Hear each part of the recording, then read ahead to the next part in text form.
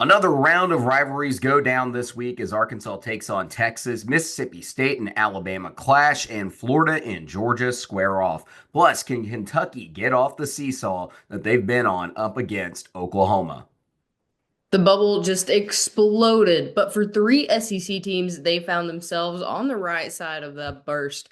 We're painting the NCAA tournament picture in Destination San Antonio. All that and more today on the Hoops Southbound Show.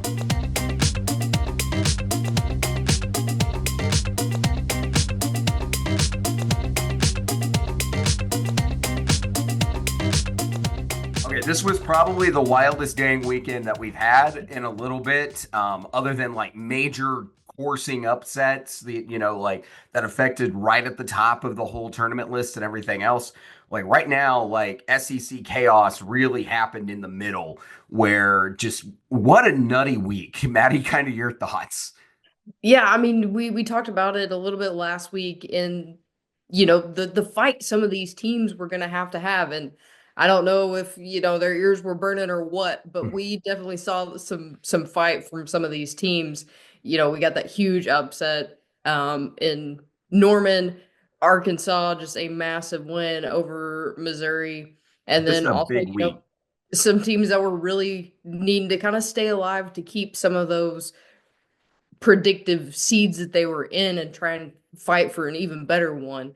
Especially, Alabama's big win over Kentucky. That one was huge for them. Yeah, absolutely. And guys, we're sorry we didn't have a show on Thursday night like we normally do. Just some personal stuff came up on that night, but thank you guys for sitting in with us. We're here on Sunday this week getting a show out to you guys. Obviously, though, like the theme was the same for last week to this week. It was a lot of bubble talk and just the chaos that's occurring on the bubble right now. We'll get to that in just a second, but let's start at the top right here and let's go over some of the very big games that happened, our top 25 matchups that happened this weekend in the rebound. It was a top 10 showdown in Reed Arena on Saturday between Tennessee and Texas A&M, but a massive second half performance from Zakai Ziegler helped push the Volunteers to a 77-69 road win. Maddie, kind of your thoughts in this one? This one was really a game where Chaz Lanier was the story in the first half for Tennessee, and then Zakai Ziegler,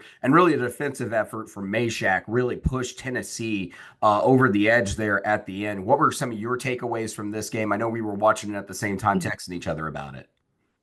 Yeah, I had some concerns during this game. At one point, I think I texted you and said, "When did Tennessee turn into Texas A&M?" That was Because like we in talked. that lull there in the second half, yeah, where it was like they were Yeah, just missing that everything.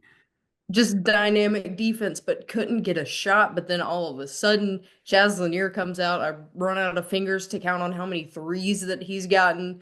Just a massive, massive game for him, really upholding, the offensive end for Tennessee. Jemai Meshack, Jordan Gainey also having big, big games to contribute. Maybe not completely on the stat sheet, but some great plays to be able to help them pull ahead and get this win when they really needed it. Yeah, you're right. Chaz Lanier broke a Tennessee school record with most threes in a game with 8 3-point field goals made. He goes 8 for 13 in the field. He had an awesome first half, went a little bit more quiet in the second half, but he had a 30-point performance in this game.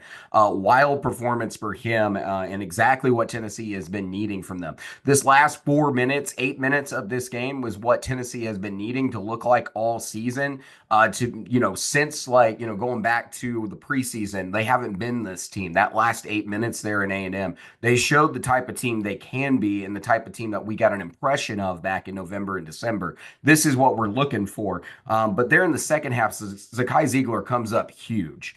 He after that bit of a lull there, Zakai Ziegler in this game goes 16 points, 2 rebounds, and 7 assists and 2 steals in this one. Huge game for him, really getting to the paint and making the right decision every time he got to the paint, finding the open man. He found Jordan Gainey a lot out there for three late in this game to really set him up. Gainey in this game goes 14 points and plus 15 for him in the plus minus. And then we were talking about Meshack. His defense was great. Goes for plus 10 in this game. He was on every drop coverage that you could ask for on every switch, knew denying switches when need be. He had a great defensive game. But like we were talking about, The offense for Tennessee has been the concern. They have just not been the effective team. They go 48.1% from three in this game. That's much more than the desired efficiency. If you do that, you're a really darn good basketball team. They had an incredible shooting night against a very good three-point shooting defense as well. A lot of that came from Zakai Ziegler setting those guys up for great shots. And in a lot of that switch in the pick and roll, found an out option a couple of times where he had the choice to go to Gainey or Meshack. He just had to make the right pass for the right player who was set up. You found that extra pass every now and then. You had one where it went out to Gainey, then it just kicked out to Lanier right at the top of the arc where he was wide open. Those were the correct calls and a lot of great point guard play. Every time Zakai Ziegler got into the paint off of a high ball screen, he found that opportunity there, and it was a really good game for him. For A&M, they've now lost two in a row. This loss effectively removes any realistic hope for them for a one seed at this point. Certainly not the end of the world for what has been a great season, but those dreams of a one seed have kind of disappeared at this point. And then the big takeaway here, besides Wade Taylor having a pretty good game overall, the shooting woes just really were on full display in this game for Texas A&M. Just an absolute struggle fest as they go 16.7% from three. They go 5 for 30. That's a lot of threes for a team who's not good shooting the three ball at all. They seriously struggle from deep. And then 23 out of 59 shots overall in this game from the field. They really got the job done at the free throw line and then those second chance opportunities, which is A&M's MO. But overall, this was a game that Tennessee showed out, played great ball, and got the job done in this one. I was thoroughly impressed with the job Tennessee did. They're still in the hunt for a one seed right now, and a big quad 1A win like this against a top 10 opponent, that's what you're looking for. Yeah, definitely a great game for Tennessee to kind of show us that, their head's still there. They're still hopefully headed in the right direction as we move closer and closer to March. But like I said, for A&M, they've got to figure something out if they're going to want to be able to compete once we get into that postseason era. It's close. They're cutting it close right now, but they're looking more and more like they're going to be for sure a top 8 seed, and they're in the fight right now for a top 4. They're in the battle. Yep. So then we've got two of the best offense after talking about some of Great the not defense. so great. But two of the best offenses in the conference went toe-to-toe in Coleman this weekend with a lot of NCAA tournament implications on the line. But Alabama was able to avoid a 3-game losing streak as they swept Kentucky on the season, 96-83.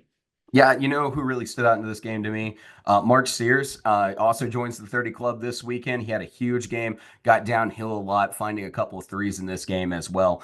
For Mark Sears, this was a ball game that a lot of Tide fans have wanted to see. He is the leader of this team, and as Sears goes, Alabama often goes as well. This was a big game for him. Collectively, though, one area that really stood out to me was the backcourt play overall for Alabama. You had Youngblood going for 14 points. You had Aiden Holloway going for 19 points. And then on that front court, how about Cliff Amore stepping up on the offensive end and a lot of boards to go with it. Double-double for Cliff Amore in this game. 11 and 15 goes plus 13 for this game overall in the plus minus.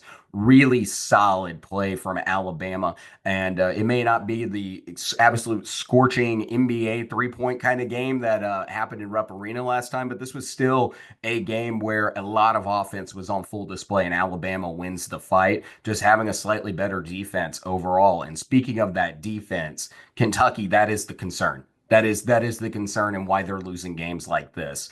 Alabama was 70% from two in this game, and they had one of their better shooting nights from three overall. Kentucky has got to get something figured out around the perimeter, and they have got to stop the ball from getting to the paint. Alabama's good at that. That is a team that takes advantage of it, it's granted. But this isn't even Alabama's season average. Yes, they are the best 2-point shooting team in the country, but they even performed 10% better than what they've been averaging this season on twos. Just no contest there anytime that Alabama got the ball into the interior.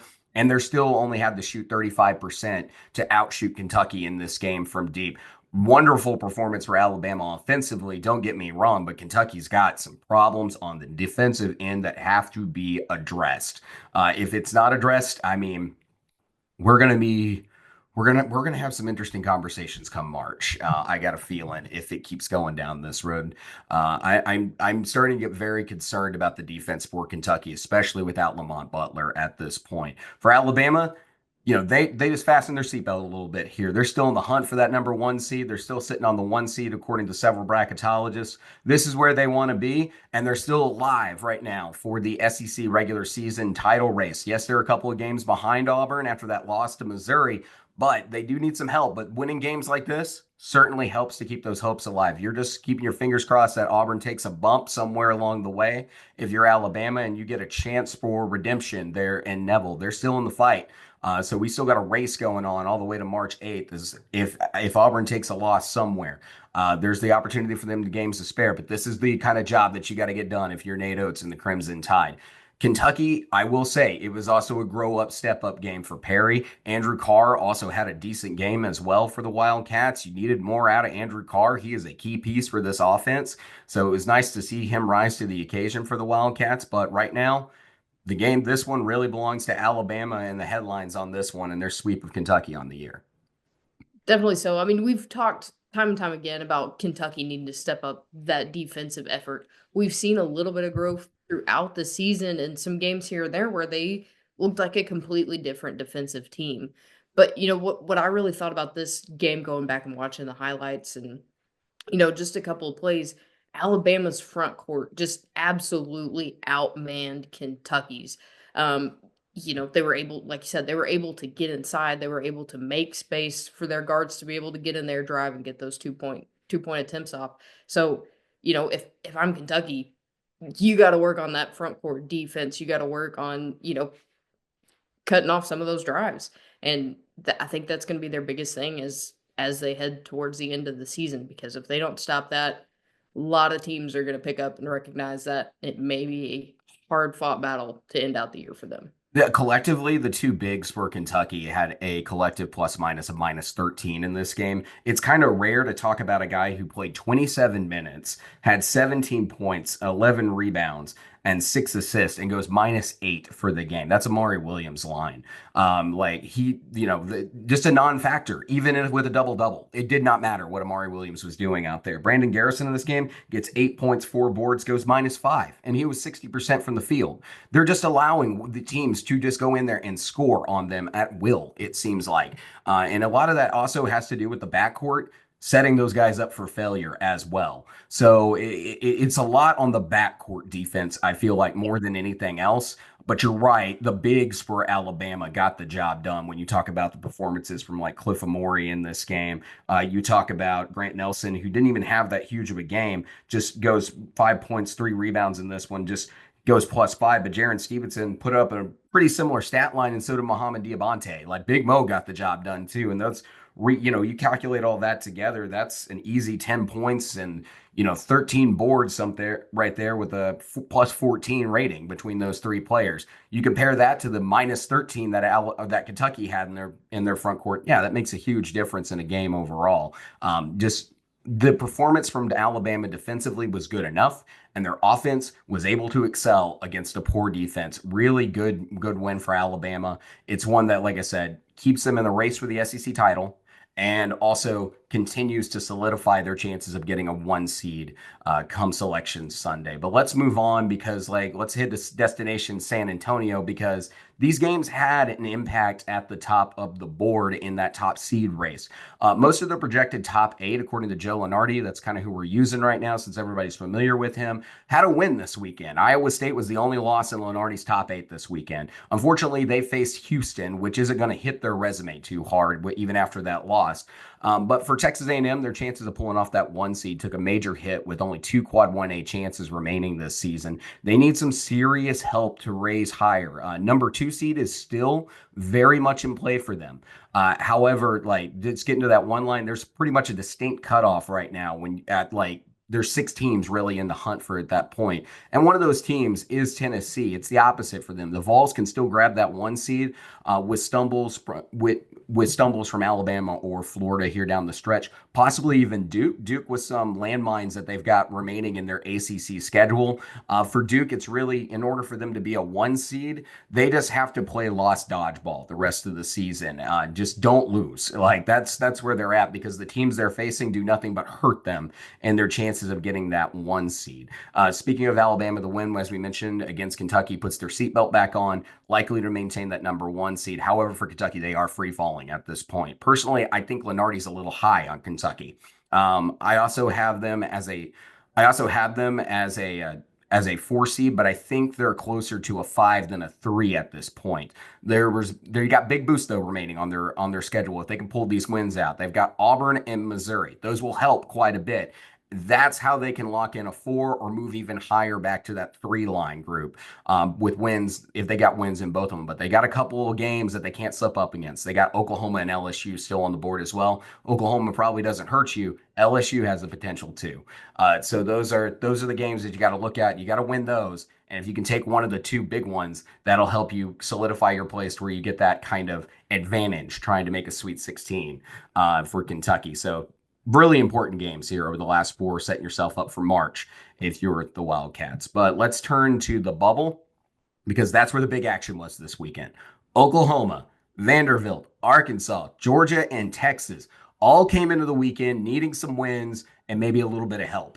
Vanderbilt took care of business and got after Ole Miss this weekend to pick up a huge Q1 win, 77-72. Big games for Mignon, Nickel, and of course, Jason Edwards for Vanderbilt. Vanderbilt is set up with three more quad one games left on the schedule. It's very favorable. It's also one of those situations where each one of those games is a Q1 game, so it's going to be tough as well. But the opportunities exist. Lots of chances for them to lock themselves in the tournament. They've only got a little bit more to do, and they will lock themselves into the field. Then Oklahoma ends their 5-game losing streak, which was nothing, which was nothing but going against their way. Desperation was the word of the day in Norman, and they needed to play fearless. And Fears conquered all. 27 points, 10 assists for Jeremiah Fears in this game. Oklahoma picks up a massive win against Mississippi State, 93-87. Got a little dicey there in the last couple of minutes. State was trying to make a comeback and was not a favorable situation for State to make that comeback. Oklahoma's got to tighten up a little bit on defense if they want to make sure they pick these up. But they get the job done nonetheless here. Hubbard and Murphy had solid games for State, but it wasn't enough for the win on the road. Sooners needed it, and they got all Q1 games remaining for the rest of the way. Few more wins, and Oklahoma should be dancing, but they got to win them. That's still a tough ask overall. And then a game we went to last night, Maddie, Arkansas needed a big win at home this season for their fans more than anything else. It was a little over, it was hyperbolized just a little bit about this being a must-win game, but it was certainly a big helper. Is what it really was in reality. And they got that top 15 win over Missouri, 92-85. Big Z goes for 20 points. Nelly Davis plays some great defense with 4 steals in this game and also puts up 18 points on the offensive end. Razorbacks finally started hitting some threes there in the second half and took care of business in the front court where they had an advantage over Missouri, making this a front court game and one where the Arkansas was trying to drive. That's where Arkansas was going to get their money done in this game. Arkansas has some serious meat in their resume in that quad 1 category, and they just need to improve the quad 2 resume at this point. Wins over South Carolina and Texas might put them in the field for good. That's the minimum depending on how the bubble shakes out here, but they also have 2 quad 1 opportunities left this season. Those are the winners, and that's definitely what you want to see if you're a fan of those teams. But there were also 2 tough losses for SEC teams on the bubble. Trey Johnson played great, but Texas took a big loss to South Carolina. The good news was it was a quad 2 game since it was on the road. However, Texas likely cannot have another slip in a quadrant 2 game that they have left. And then Georgia played a heck of a game, and really the score didn't reflect how tight the game was against Auburn. While it won't hurt Georgia losing to Auburn, the clock is ticking for Mike White's team. They've got to find some wins. They need some Q1 wins. They've only got two of them, and they have two chances left against Florida and Texas remaining on the season. But we mentioned SEC teams also needed some help, and the bubble went wild this weekend. West Virginia took a loss to Texas Tech. That's not going to move them in a positive direction, but it definitely keeps West Virginia at minimum idle at this point. San Diego State took a loss to Utah State. Wake Forest falls to North Carolina State. VCU, complicated story here, but VCU beat George Mason, which projection wise places George Mason on the bubble instead of VCU at this point. And the Patriots have a weaker resume than VCU. If that holds in the A10 tournament, the A10 might only be a one bid league this season. SMU also falls to Clemson. SMU has no quad one wins left this season, and they have no opportunities remaining on their schedule. They'll need some help in the ACC tournament now to have a chance, even a chance to make the field.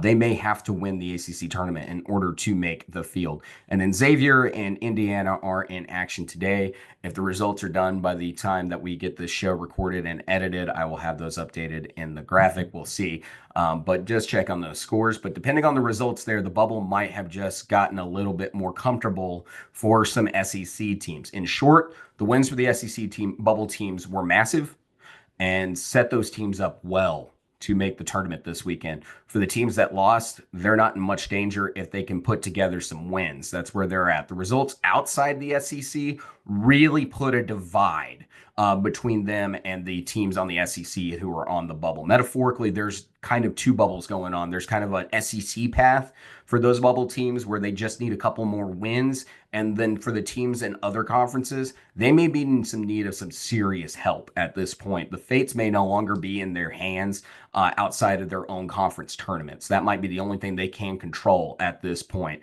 So keep an eye on the bracket matrix when it updates to get a picture of what the landscape looks like. Maddie, kind of your thoughts on these bubble results, because this was the big story of the weekend. Yeah, we talked about it yesterday, just the fact that those outside SEC teams really gave everyone a bump. And for the rest of the SEC schedules, there's really not anything that can put teams in much danger just because of all the quad one opportunities.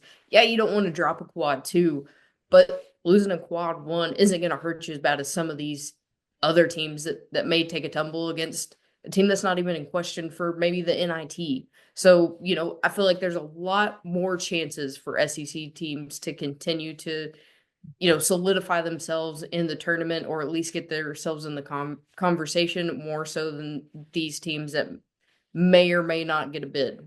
Yeah, I'm hearing a lot of conversation on a national scale right now of there being a weak bubble.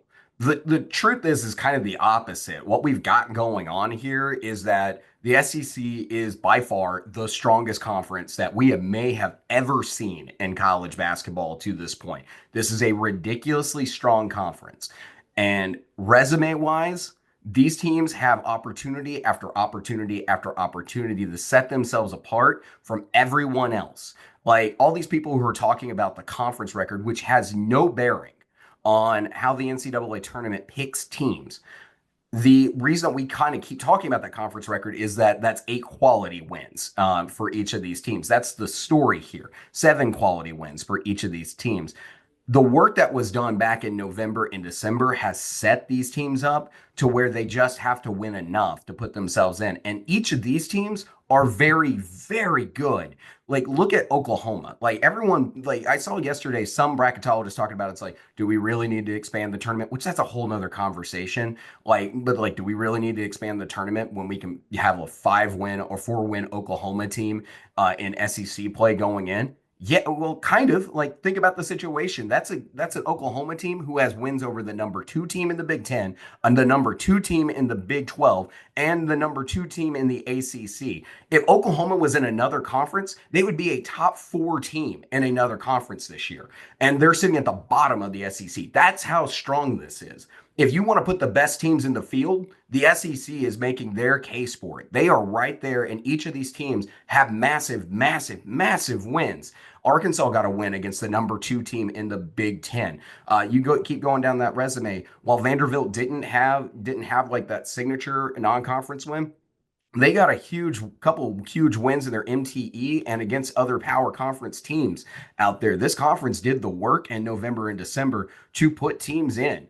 And they are listed among the best in the country. Like you cannot tell me that these teams who are sitting on the SEC bubble are in any comparison to the bubble teams who are struggling against Q3 competition out there and are struggling out there against their own quad one opportunities and just can't get anything done where there's a divide, a serious divide between the bottom of those conferences and the top.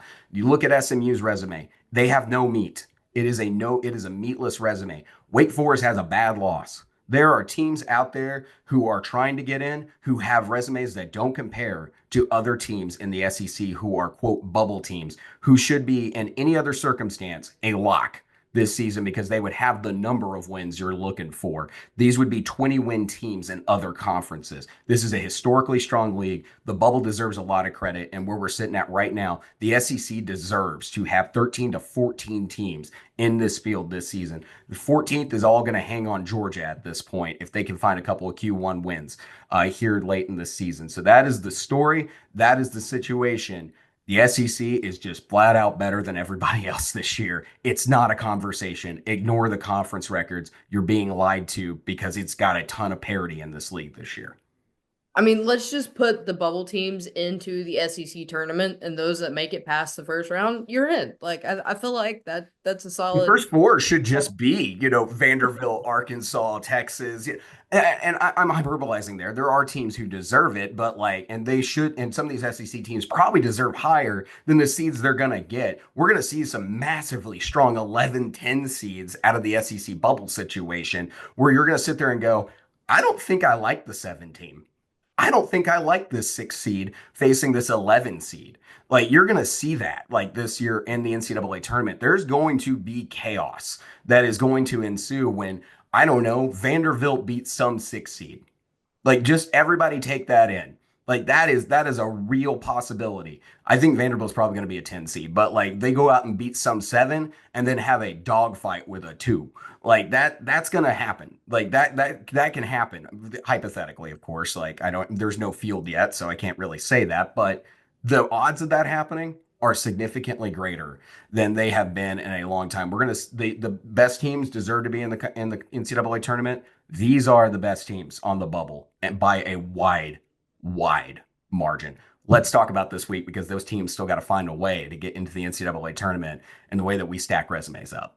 All right, so we talked about some of these bubble teams and a big opportunity here for one of them.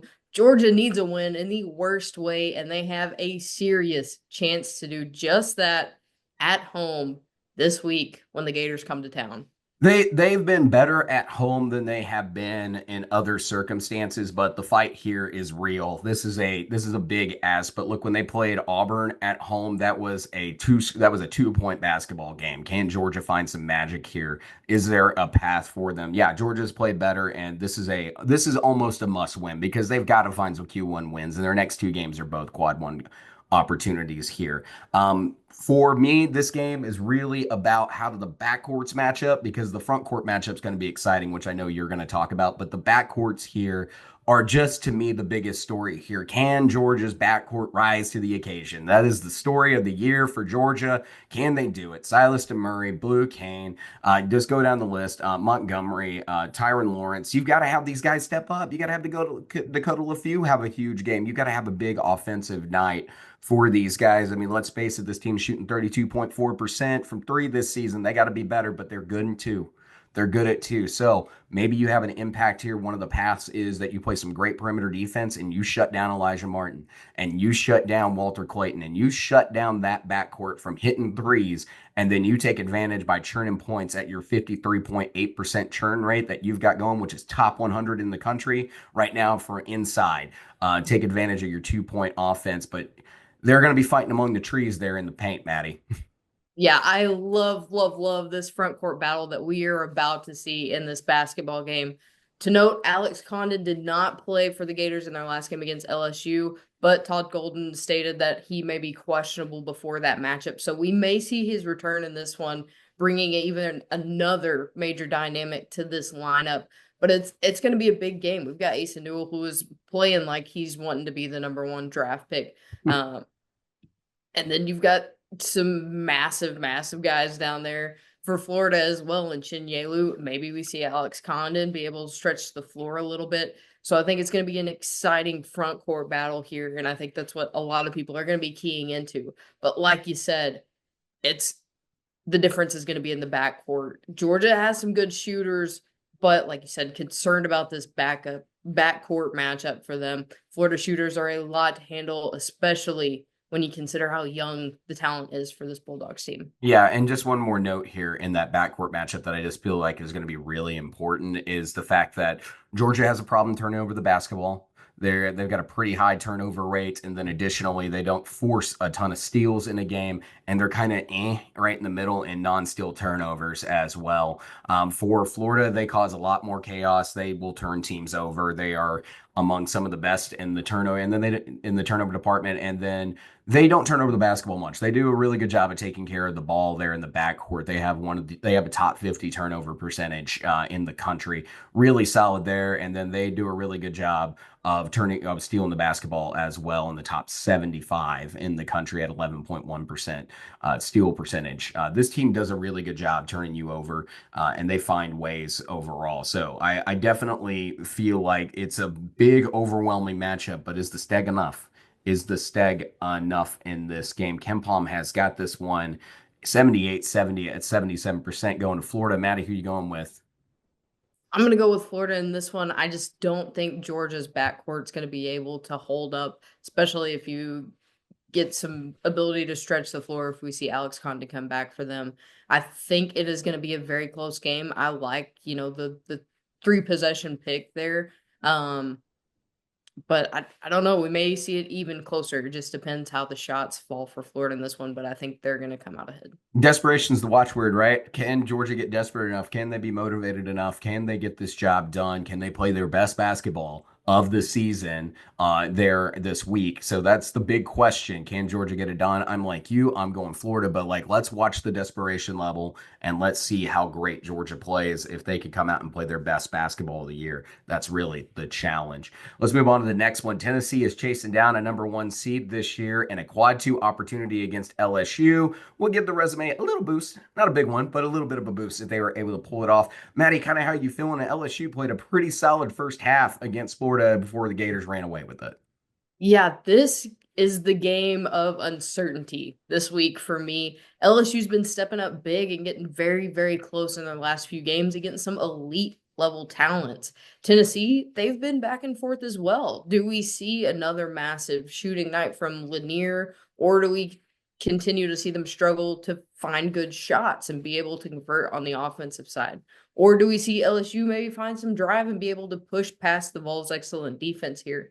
I think what comes down to it is what are we going to see consistency in? Tennessee's defense, are we going to be able to see them have another great offensive game like we saw this weekend? Or do we see LSU putting that fight like they did against Florida and hopefully coming out big? Yeah, I will say that one of the things that really helped LSU was their shooting was decent there in the first half. And it was kind of something that we were kind of like looking forward to in the preseason when we actually ran the numbers. And their incoherence around the 3-point line has been kind of a fault for them and the turnovers as well.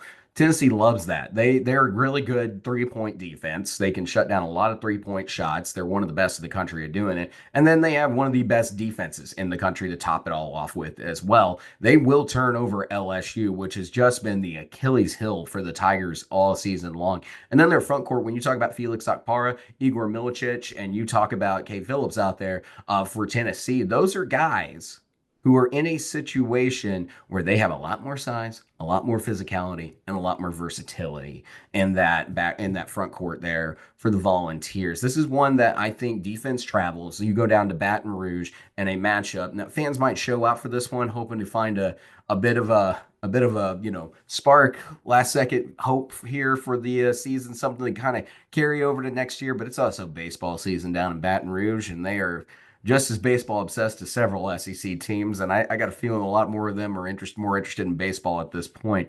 But so I'm feeling Tennessee in this one. Can Zakai Ziegler kind of have the game that he had, that step up game where he had against Texas A&M, where you can put a lot of pressure and a lot of movement on this LSU team and find some wide open shots? That being said, Zakai Ziegler's going to have a bit of a problem because LSU really good at blocking shots. They got some really good rim protection, especially when guards get down there against guys like Robert Miller and Derek Fountain. It's kind of a trippy one. I don't know how LSU gets that. They don't look like a team that you would suspect is that kind of basketball team, but their block percentage, not bad, not bad at all. 9.3 and 12.0. Some of the best that you're going to see, top half of the country overall. But to me, I'm really confident here, feeling what LSU or Tennessee bringing their defense, and then coming off a pretty good offensive performance where things just kind of clicked.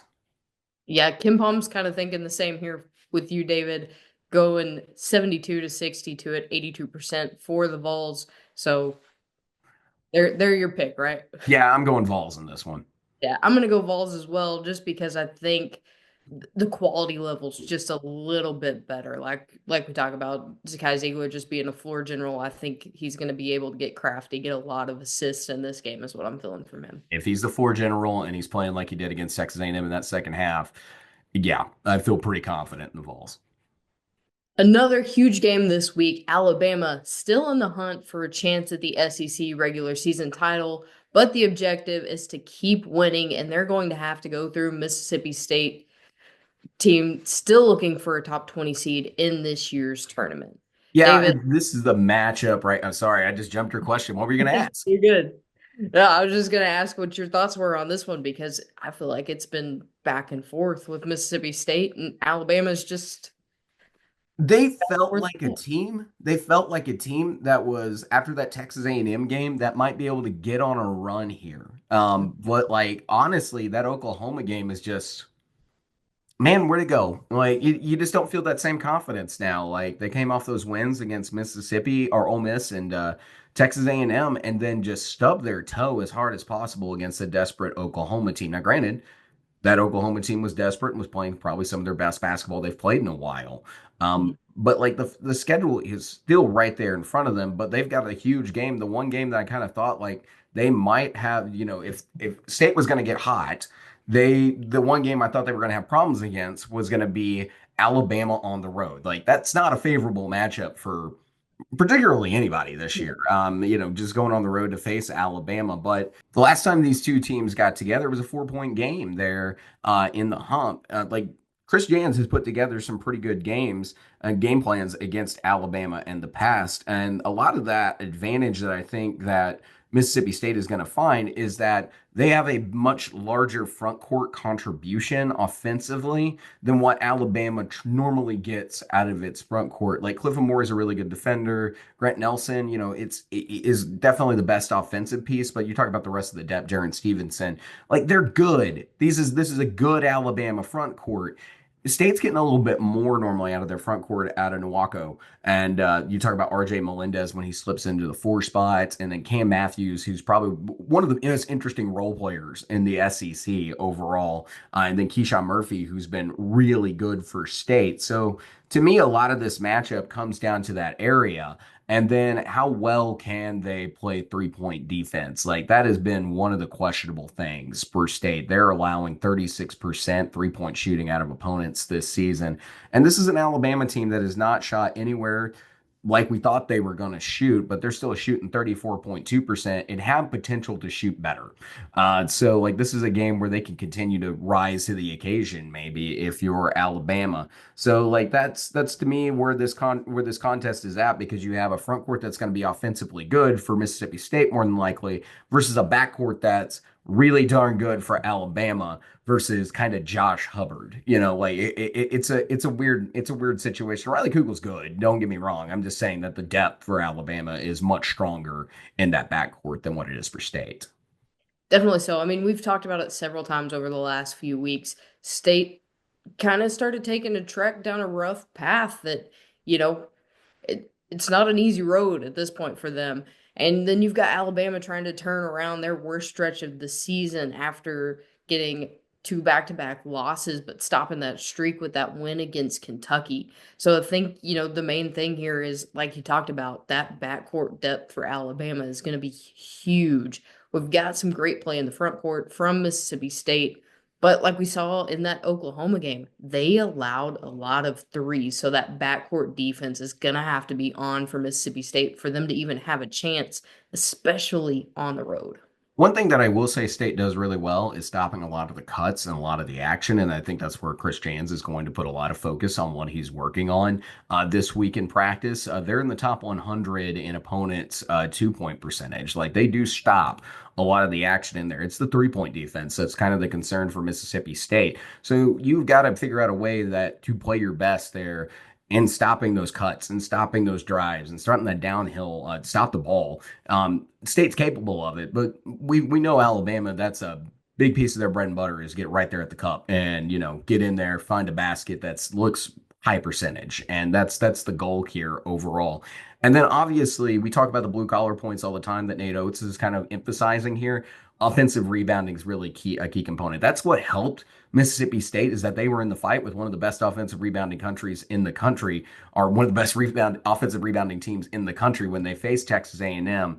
Can they do that again? Like, can they do it again? Because they are a team that gets 34.8% of their offensive rebounds, which is in the top 45 nationally. So I think State can be in the fight, but it's all about those blue collar points because Alabama is going to be in there as a top 20 offensive rebounding team. Can they get those boards back? Can they get those second chance points and deny Alabama their second chance points? Get in there in the fight overall.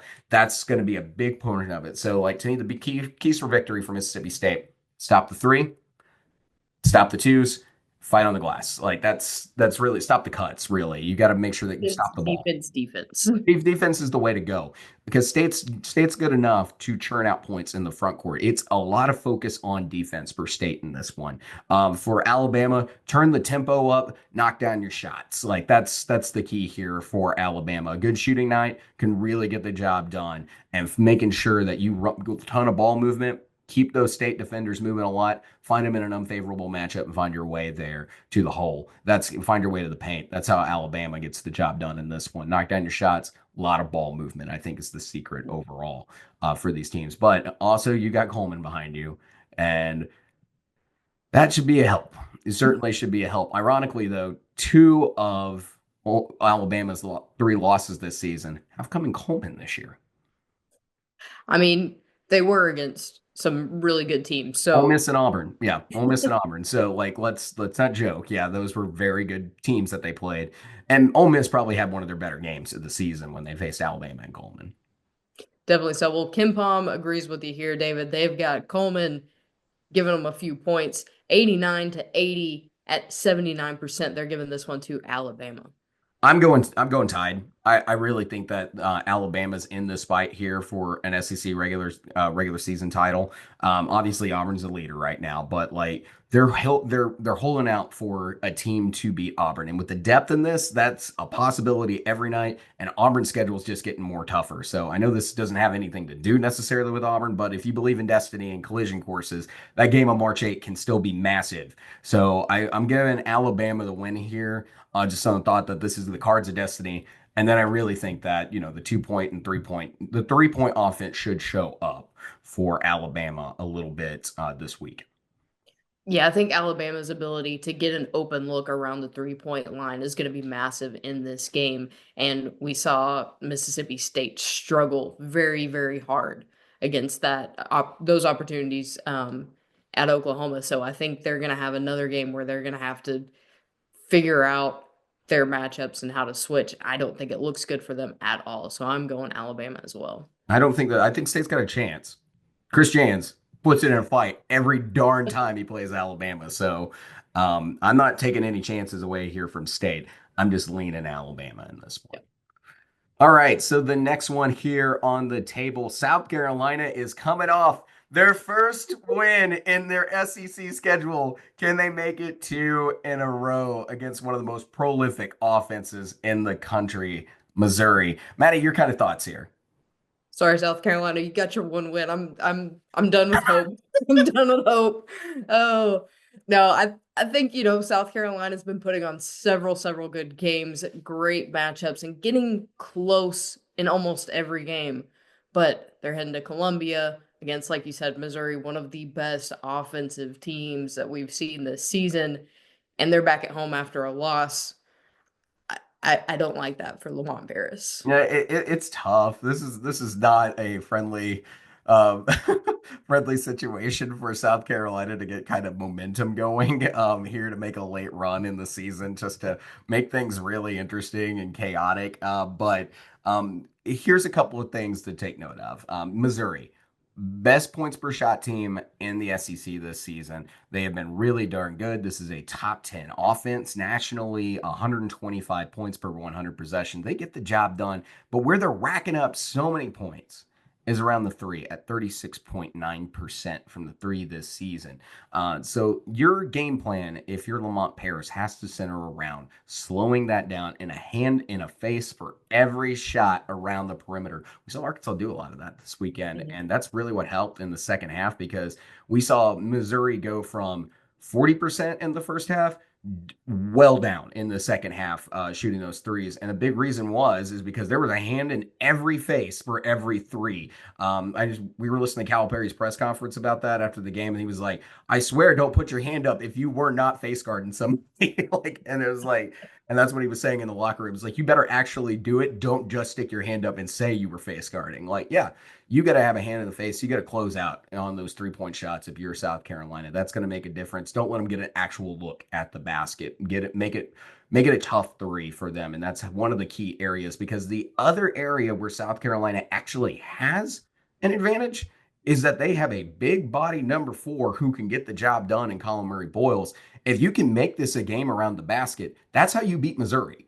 Is Mhm. because they do not have the talent in the front court right now. You got a lot of youth and you got a lot of role players in that front court. It's better. It's better. We've talked about this all year. It is better than what it has been in the past, but it's still not there. It's still not an elite level front court for this team when you get beyond Trent Pierce and Mark Mitchell for this Missouri team. They're like in a step above Texas when it comes to the front court is what they are, and a lot of that has to do with their depth that they have behind there. But if you can find a way to get Trent Pierce into foul trouble and you can make this a Colin Murray Bulls game where he's set up well in one-on-one matchups and you can drive.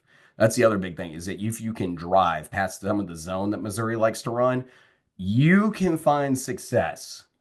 That being said, there's a lot of weapons out there for Missouri, and I don't know if the backcourt and all the Jamari Thomases in the world can help South Carolina with that backcourt situation that Missouri's got going on because you're talking about a lot of guys, Anthony Robinson, Tamar Bates, Caleb Grill, Jacob Cruz, who can all go all out there, step out, hit a shot. Tony Perkins pretty good too. Like they've got guys when you go around that perimeter, there's option after option after option. It has to be locked down. You have to know when you're switching who you're on, and you have to know where your help defense is at all times around that perimeter. Yeah, the one thing I do like you mentioned for South Carolina, is getting Missouri to take the bait and get the foul because we saw it yesterday. I think South Carolina's got some very capable players in their front court to be able to draw fouls and get Missouri into foul trouble. And I think that is going to be one of the things that could put them into this basketball game. You got Nick Pringle, who has been great at getting the foul, and then Colin Murray Boyles as well, both inside and out. So I think that may be one key component that they need to focus on this week. Yeah, and that's a good point because like one of the areas that Missouri has been kind of not great at is putting opponents on the foul line. They're allowing like a pretty significant amount of foul shot attempts. It's they're not horrible, but it's close to being in the bottom third of the country and teams getting to the foul line and allowing their opponents to get to the foul line. This team has a problem fouling with or defending without fouling at times. And a lot of that I think has a lot to do when teams are able to cut on them and when they have a dominant big man. So South Carolina, if you can get Colin Murray Bowles to the free throw line 10 times and he knocks down 7 of them, oh, that's a big plus.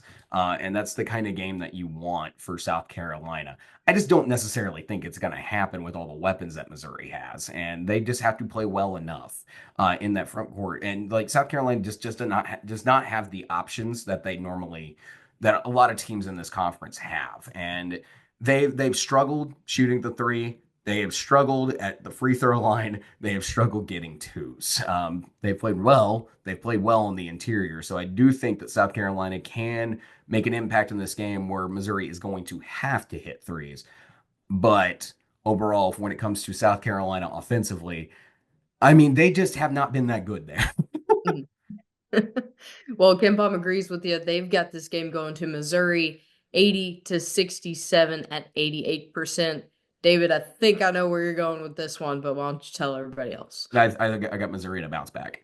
Yep. Yeah, I think Missouri's going to take a win at home in this one. We heard a lot of angry Mizzou fans, so if they don't, we might see riots in Columbia. Ooh, I mean, okay, just real talk with Missouri fans. Your loss to Arkansas should have no effect on your perception of your team overall. If you were one of those fans after Saturday who went from believing this team was going to the Final Four to believing that this team is going to be out in the first round, like y'all need to go touch some grass, y'all, because it's hard to win on the road, and you just played in one of the hardest environments to play in. So That give was actually full for once.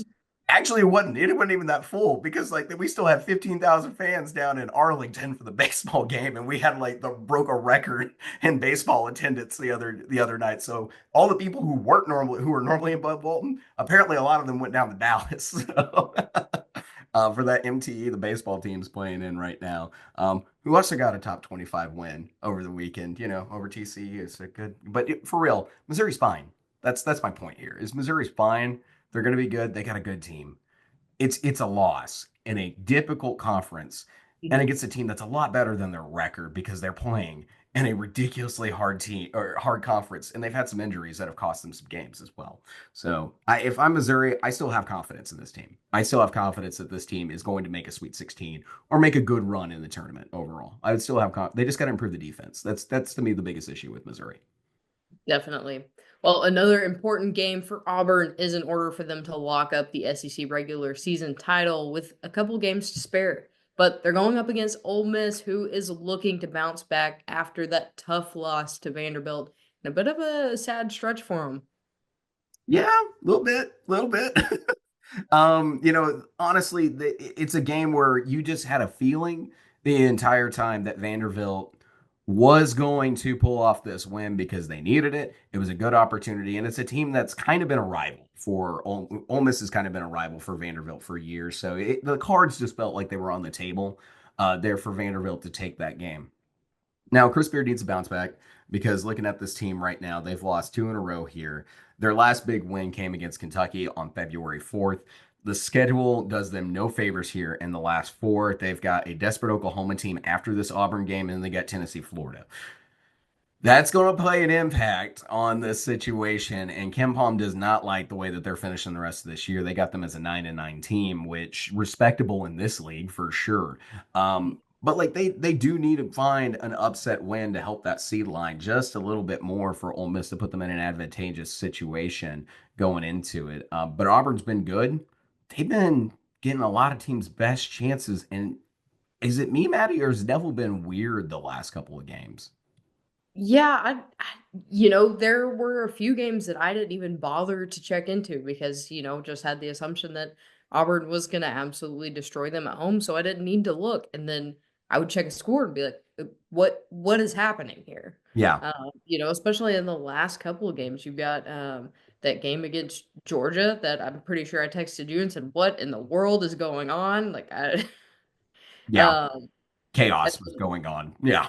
and then, Arkansas put up a good fight at Neville, which is not something that we expected at all. And then It- Florida comes in there and smacks them, yeah. like smacked Auburn. So yeah, the last three home games for Auburn have not been normal. And I've seen Auburn fans talk about it. It's like the last couple of weeks, things have just been weird. Tennessee came in there and gave them a really good fight. Like their teams are going in there and finding a lot more success. It's starting to feel like with 2 games left, you can win in Neville like this season. Like here late in the year, I don't know what's going on. This was one of the best home court advantages in the conference. And at this point, like the last several games, that crowd has not been anything that I normally expect. I just found it weird. Maybe it's just a series of weird games and you're starting to feel like you've got things locked up if you're an Auburn fan, but like there's some serious basketball left and they're going right now. The finish is the most difficult part of the schedule right here. You got Ole Miss, Kentucky, Texas A&M, and Alabama to finish the year. Like these 2 home games, massively important for Auburn's chances of winning this SEC title because they got 2 road trips that are going to be difficult. So this is a big game overall. So let's talk about this game over, in this situation where I really find an advantage for Auburn. The glass, the front court, and that whole situation you got going on down low. I can talk about Janai Broome. We don't need to talk about Janai Broome. He's player of the year. He's a good basketball player, and he's everything that you want in a big man in this league. Dylan Cardwell is a really good defensive player that he has to his sidekick down there, down low, and it's been really solid. And Chaney Johnson is an outstanding defender. So you've got a lot of great off front court defense and a lot of great rebounding going on for the Tigers there down low. And I mean, it's no secret they're a top 20 scoring team in 2-point percentage because of those guys getting the job done, especially Janai Broome, who's finding ways. And then this team drives with a lot of backcourt ability from Todd Pettiford and everything else. Where they can't mess up in this game is around the perimeter because Ole Miss is good enough to make you pay around the 3. They've been really good there, and they find an effective way to shoot shots. They cannot rebound for the life of them, though. They are one of the worst offensive rebounding teams when it comes to second chance points. So clean the glass of your Auburn. That's the big key for me in this game. Control it, and then play some good perimeter defense. Like to me, that is the path to success. For Ole Miss, y'all, you got to get some boards. You got to get some boards. You got to find some ways to move Janai Broome and Dylan Cardwell and space the floor out a little bit more and drive to get that 2-point percentage up. They're only at 51% for the year, which is solid, but not anywhere like the numbers that Alabama and Auburn are putting up this season. So you got to find a way to find easier twos. And then that defense has to play like it's a top 20 defense because it didn't play like a top 20 defense necessarily against Vanderbilt. If they played at their level that they're capable of, this can be a really entertaining basketball game and one that they've got a legitimate shot in. However, Auburn's got a lot of things going right for them, and they've got the matchup. The backcourt matchup is going to be fascinating, fun to watch. It's going to be a great thriller there in the backcourt. The front court is where the deciding factor is for Auburn because they are elite in that backcourt or in that front court, and Ole Miss is just frankly they're like Texas. They don't have it. And they outside of Malik Dia. Like they got a couple of dudes who can get the job done there in the front court and Dre Davis and Malik Dia and Brakefield. You go below that, the depth is better than Texas, but not quite. It's not moving the needle much. And that's kind of my take on it, is that that's the dominant area. Yeah, we need to see Malik Deal. We need to see Dre Davis. We need to see them have games where they stretch the floor. We've seen them, be able to do that in a few games, get really good high percentage looks outside. And I think that's where they're going to be the most effective against this Auburn backcourt is just getting those open looks around the perimeter and making those opportunities because you're gonna have a time going up against Jadon Broome. Like we said, we don't have to talk about him. Everybody knows, but that's the guy that's got to be on their focus when they're practicing for this game. Yeah, and Ken Palm is on the side of Auburn here with a good win here. I'm kind of in agreement, but Ken Palm's got an 83-70 at 88%. Maddie, I don't know if it's a 13-point game, but I am going Auburn in this one. I don't think this is the one they lose to really make this destiny idea that I've got in my head going on here for the showdown on March 8th. I think that's coming up, and I think it's going to be about a week from now. But overall, I'm going Auburn in this game. I'm comfortable with it. Who are you taking? Yeah, I think it's going to be closer than 13 points. I think, there's a possibility for Auburn to possibly fall asleep. Like, hey, this team just lost to Vanderbilt. We're good. We don't need to worry about it. And, have a bit of a scare. but I think Auburn can handle Ole Miss, especially at home if whatever weirdness doesn't continue to affect Neville. But I'm taking Auburn here as well. Yeah. Fans need to show up for this one, and they need to get that place rowdy. No, these last two home games really important for Auburn fans. They cannot have the weirdness that's been going on in Neville, that they've been talking about, and even friends of mine who have gone down the Neville, or folks I know who've gone down the Neville, also just kind of saying, "Yeah, it that was not what I expected." Given the reputation of that place. So, but I do think Auburn's winning this game.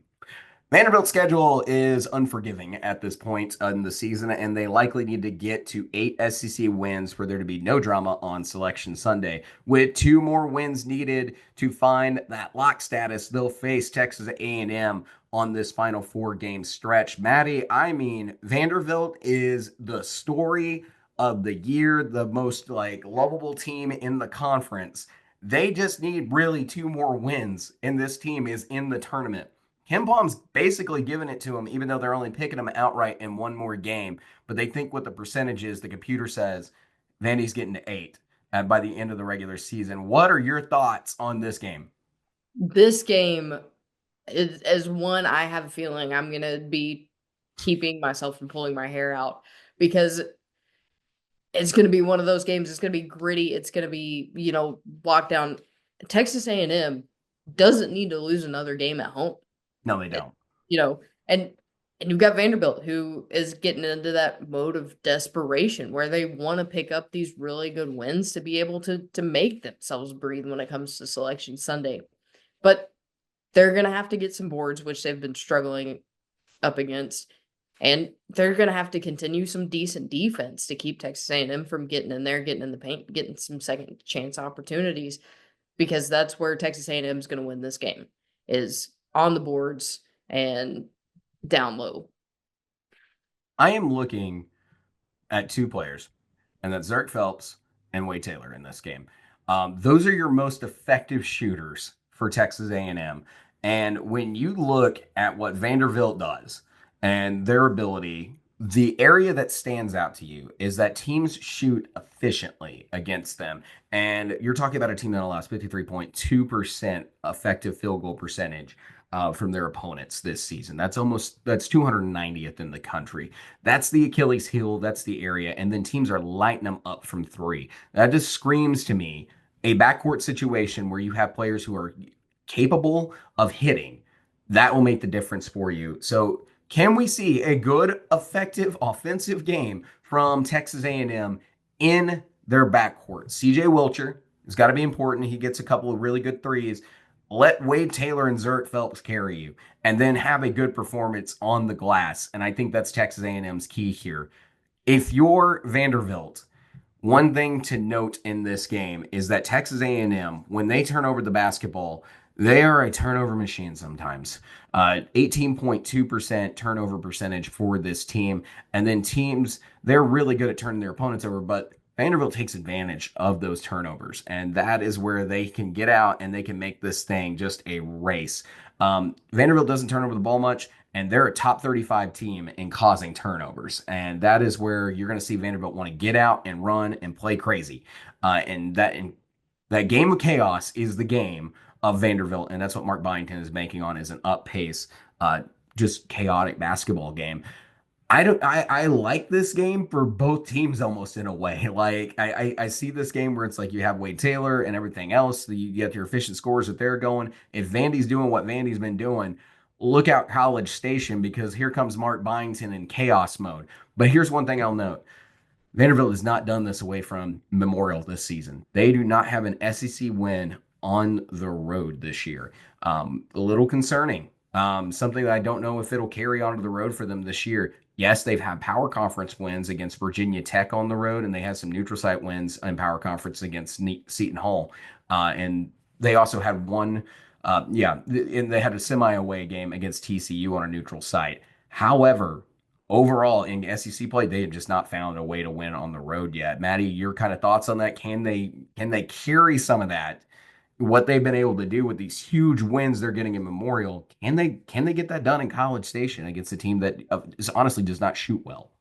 Yeah, I don't know if they need to like collect some air and transfer via like oxygen mask for these away games for Vanderbilt to get some of that Memorial magic on the road, but it doesn't bode well, especially as you move into March, because you're not going to get Memorial magic behind you in these games. So I really want to see Vanderbilt step it up on the road. They've had some close games on the road. They just can't close them out. Um, so I feel like if they're going to do it, Texas A&M would be a good team to do it against because of their offensive woes. But you got to bring the defense. You got to make it difficult for them to get shots off, or Texas A&M is going to use those open opportunities. And then even if they can't make those shots, they're going to get the rebound and make you pay for it. I am expecting nothing but pure chaos in this game. I expected nothing but a pure chaos basketball game with a lot of Texas A&M's full court press that they run and with their great defense getting turnovers and the Vanderbilt finding ways to get turnovers. I think it's just going to be an up and down, crazy looking basketball game, and probably we might ask what sport this is by the time it's done. But Kim Palm's got this game going to Texas A&M 77-69 at 77%. Maddie, who you going with? I'm going A&M in this one just because I think Buzz Williams might collapse on the sideline if they get two losses back to back at this point in the season.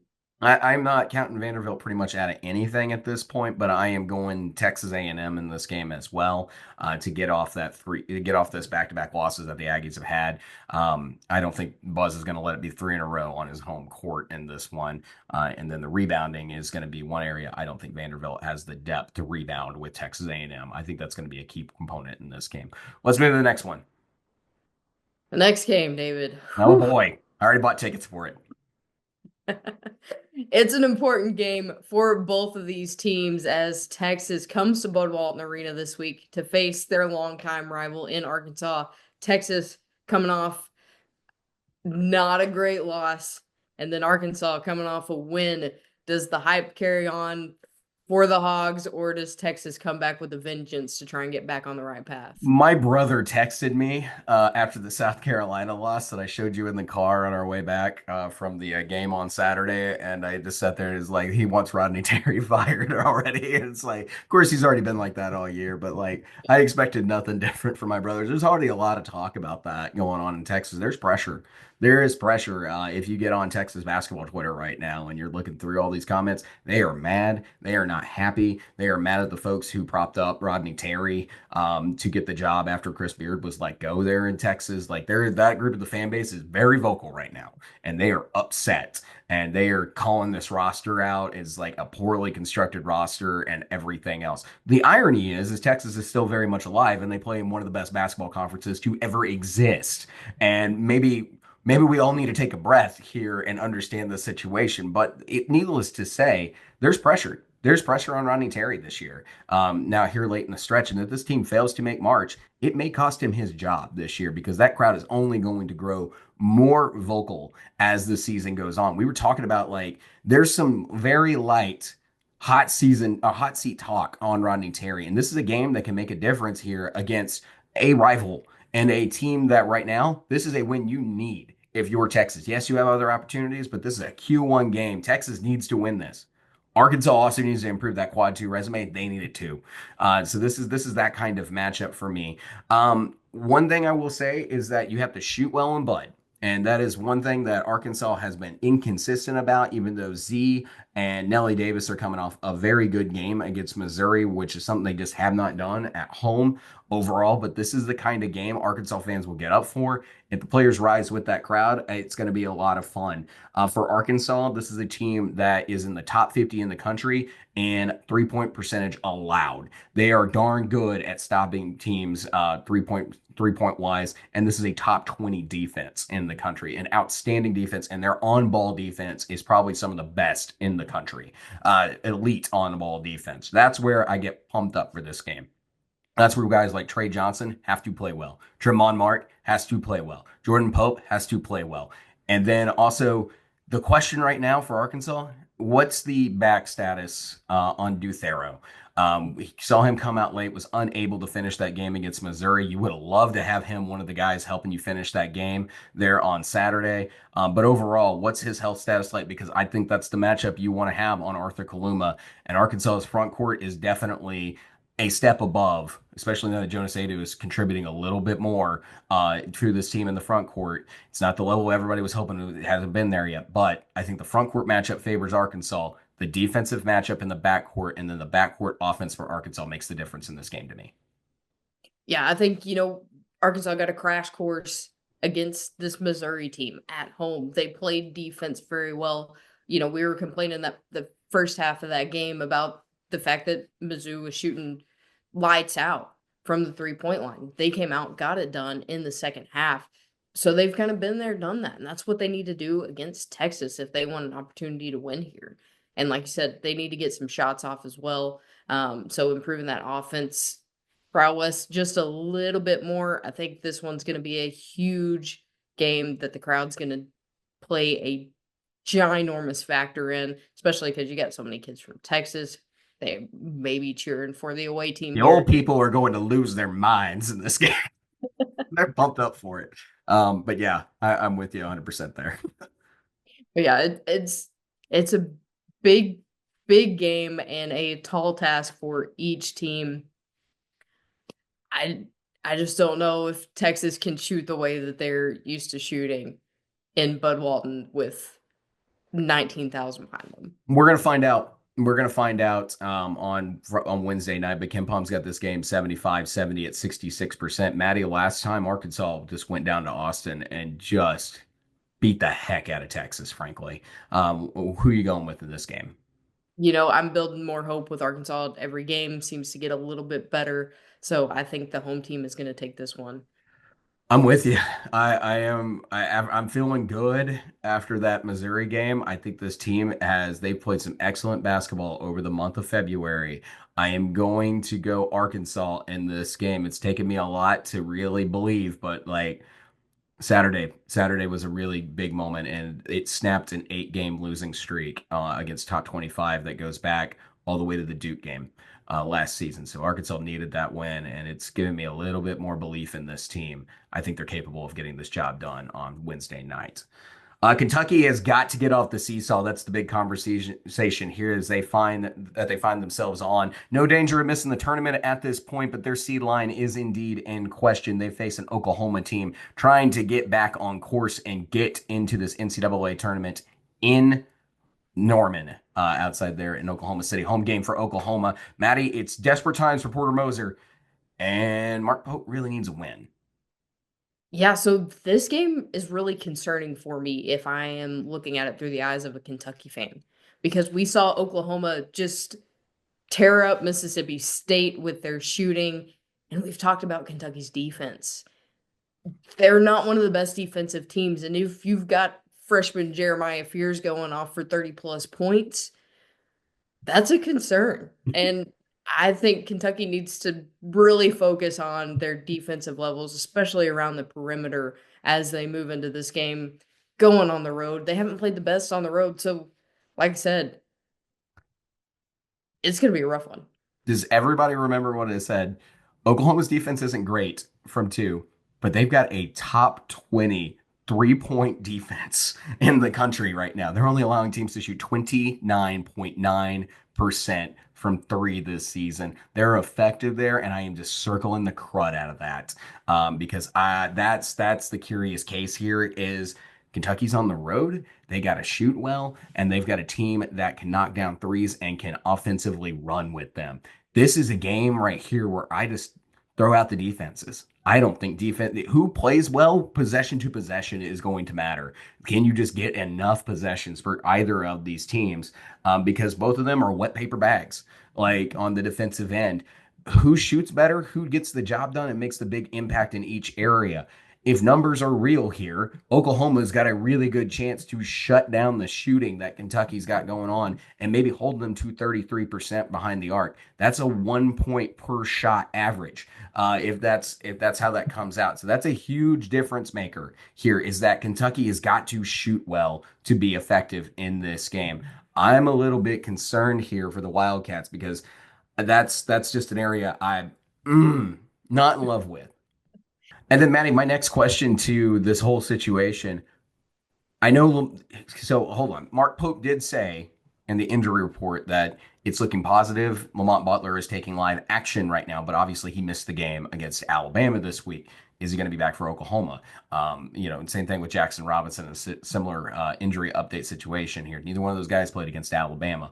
So if you do not have Lamont Butler and you do not have Jackson Robinson, who do you put on Jeremiah Fears? Who do And you put on Jeremiah Fears? Come on, just give me an answer, Maddie. I mean, collectively, Kentucky as a whole, like that's the only hope that I have for them, because if you have Lamont Butler, if you have Jackson Robinson, that changes this game entirely. If you don't, we might see another runaway from the Sooners in this one. I also think it's going to require a lot of good defense out of Andrew Carr and whoever you have at your four spot because Jalen Moore is a really good number four man there for Oklahoma. He's excellent there out of that power forward spot, and that's going to create a matchup problem for them because like beyond Andrew Carr, you've got to ask that question: who's going to be good enough to defend this really athletic four man like that, who can make a lot of plays? Jeremiah Fears can move that ball at the point spot. We've also seen Duke Miles be excellent from the free throw line if he gets fouled. And he's a good shooter as well. Same thing with Bryson Goodine, another good shooter on this team. You got shooter after shooter on Oklahoma, just like you got Kentucky. Oklahoma matches up in every way that Kentucky is, and they're healthy and they're desperate. And this is a huge opportunity in their own building. Like I don't have the answers without Lamont Butler. I don't have the answers without Jackson Robinson. If I'm Mark Pope in Kentucky, I got to find them. I've got to find who's going to do it. And that requires these freshmen to continue to step up. If you're Noah, if you're Perry, if you're whoever Pope has got to put out there, if he's not getting somebody back from injury here, you got to get Lamont Butler back. You got to get Jackson Robinson back because this team is entirely different without them. And that's why you've got this seesaw teeter-totter effect right now where it's like beat Tennessee, lose to Texas, beat Vanderbilt, lose to Alabama, beat South Carolina, lose to Arkansas and Ole Miss. Like this is the concern right here is when this team is not healthy, it becomes chaos and up and down and back and forth. And that's why Ken Palm's got this team 9-9, where we thought they would be this season, but they're a whole different ball. They're not as good offensively. They already weren't good on defense to begin with, but they are much worse defensively without those guys. And that's where I just kind of sit there and I go, Oklahoma's had really good 3-point shooting defense. They're an effective offense. I don't know if I don't like this matchup for Kentucky at all. Yeah, especially on the road. Like I said, we've seen them struggle a little bit on the road, and without those players, you know, the defense already struggles to travel on its own. You take out two of your best defensive pieces or continue to play without two of your best defensive pieces, that spells disaster for me looking at Kentucky. I can't believe we're in the same mind in this. Because like to me, like I did not expect for I thought you were going to be like, oh yeah, Kentucky's going to bounce back on the road, and then Oklahoma's going to have a letdown after a big win against Mississippi State. I am surprised that we're having this conversation about a 4-10 team in the SEC this season who has not found consistent success at all. And we're sitting here talking about them possibly getting their biggest win of the year right now, resume wise, to kind of lock them into the NCAA tournament situation. Ken Palm's got this game going to Kentucky 84-82 at 57%. That's a coin flip. But remember, Ken Palm's also factoring Lamont Butler and Jackson Robinson in that equation. Maddie, who are you going with? If I knew the status of Lamont Butler or Jackson Robinson, even just one of them, I think this outcome changes drastically. But in my mind right now, they are not on this active roster for this game. If they get put on it, changes entirely for me. But I'm going to go Oklahoma. Yeah, I'm with you without Lamont Butler. If they do not have them back, get ready, Oklahoma. Get ready because if Lloyd Noble needs to show out for this game, and because this is a game right here that puts Oklahoma in the tournament if they get the win here. And that has been the question all year for Porter Moser is can he get his team to the NCAA tournament? Because that's what he was going to be judged on this year and whether or not he would be in Norman next season. This right here is the biggest game of the year for Oklahoma because it might be the one that solidifies it and puts about an 80% chance on Oklahoma making the tournament now, given the way that bubble is playing out. So I'm with you. Give me the Sooners over Kentucky. Wow. Never in my mind would I have expected both of us. I didn't like again, like with the injury problems and everything else. I'm just like Oklahoma. I don't think you're stopping I don't think you're stopping Jeremiah Fears. I don't think you're stopping. I don't think you're stopping more. There's a lot of options out there from the role players. Like they have not been defensively good enough to play with a team like this without Lamont Butler, and that's a big difference. That's a big difference in my mind. And going on the road on a team that needs it, give me the Sooners. Give me the Sooners. Guys, if you have not already, please like and subscribe to the Hoops Southbound Show. We greatly appreciate having you guys here this week. Obviously, we missed the show on Thursday. Like I said, personal stuff going on. We've got a weird situation for us going on Thursday, so we'll see how we work out the show on Thursday. But we'll plan on having something out for you guys one way or the other. But until next time, we'll please like and subscribe, and we'll catch you guys in the next one. Thanks, guys. Have a great week.